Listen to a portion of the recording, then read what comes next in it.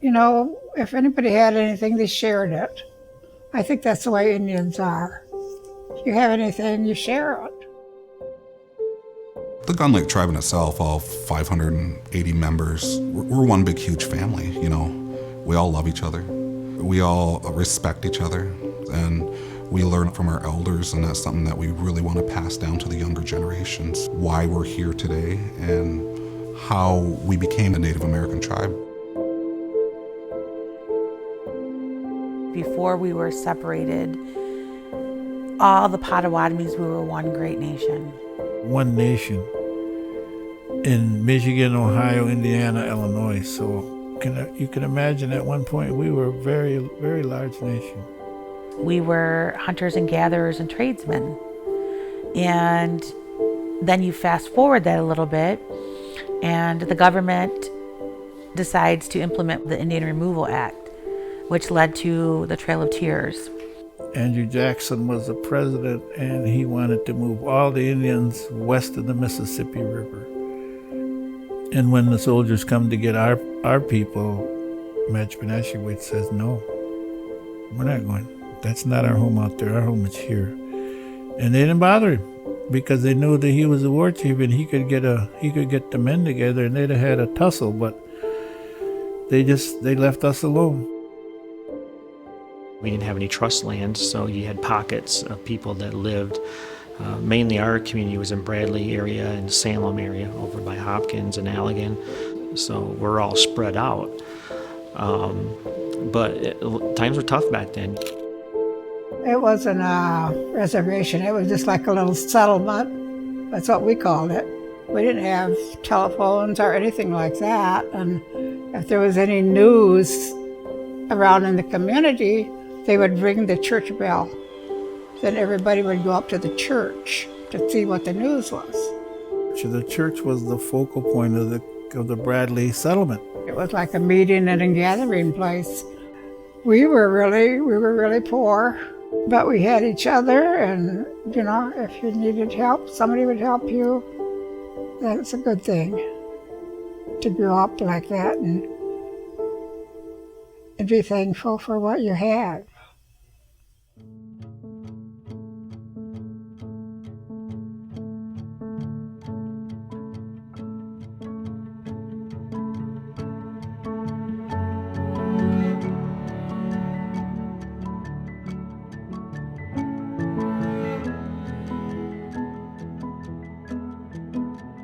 We are Match-e-be-nash-she-wish band of Potawatomi Indians. In order to be federally recognized by the government, we had to prove that we were who we said we were. And we could trace our roots back to Match-e-be-nash-she-wish. There was one period where we couldn't show continuity, and fortunate for us, the church keeps very good records. The church had scholars and educated people, and they were able to record information with regards to how we farmed the land, what our habits were, how we hunted. We had to go to Washington and attend all the hearings and Put our funds together, didn't have much. We all drove out there in vans and got to sit in the Bureau of Indian Affairs office with Assistant Secretary Kevin Gover actually signing that document. But you thought, you'd never get it, but eventually we did. It was just a great feeling. We were all there and we got, I did, I don't know about anybody else. I got autographs of people that were there and that signed it. All this gray hair I got now, we still persevered. We still got recognized. They really laid the foundation to us moving forward and becoming a sovereign nation. They helped with all the policies along the way, the procedures, right down to establishing the government as we see it today.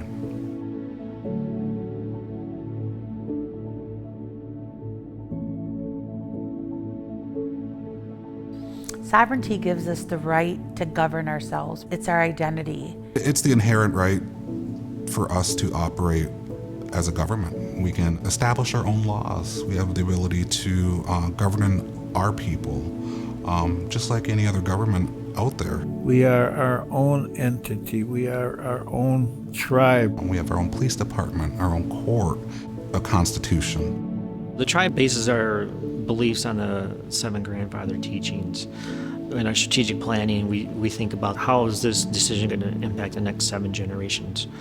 So it's a very, very long-term approach. And then that separates us with, a lot of different, cultures, businesses, whatever you want to think of, is that we have a 7-generation approach to everything that we do. And back in 2001, we voted to pursue governmental gaming as our foundation for our programs and services, which is the casino. We didn't realize the intense amount of opposition and politics we're going to be getting into. The first meeting that we had was at Wayland High School, and we wanted to tell the folks what we had hoped to do. When we announced the casino, November of 2000, we had organized protesters, about 2,000 of them that showed up. Busloads of protesters from out of state that came up to the gym and to raise heck with us, and they did a pretty good job.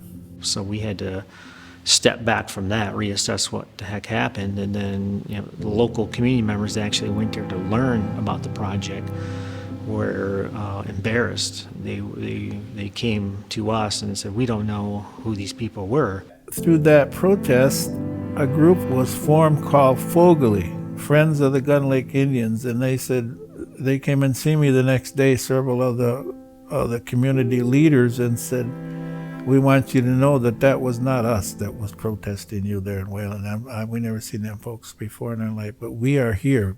And they were about 10,000 strong.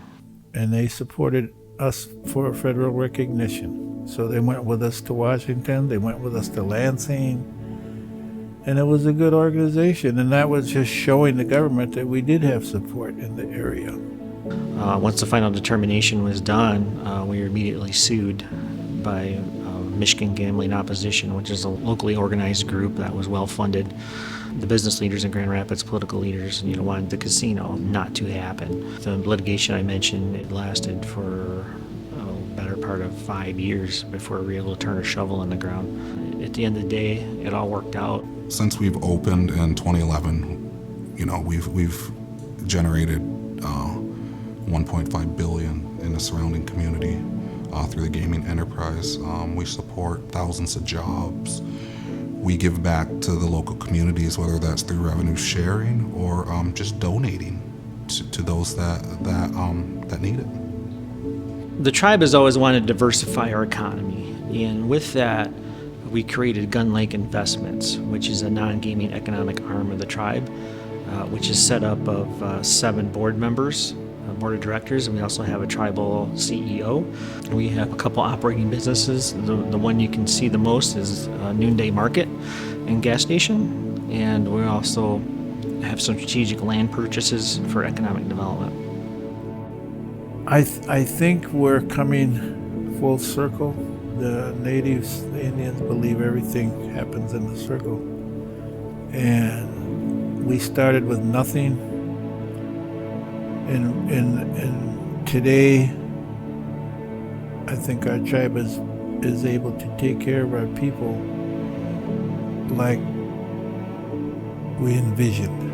It's just, like I said, it feels good to be in a spot now to give back, whether that's providing canines for the police or donating equipment to the local schools. To be a part of something so big for our tribal nation, it's amazing to me. It just, me thinking back to when I was a kid to what we can offer the citizens today is just, it's so great. I'm so glad to be a part of it.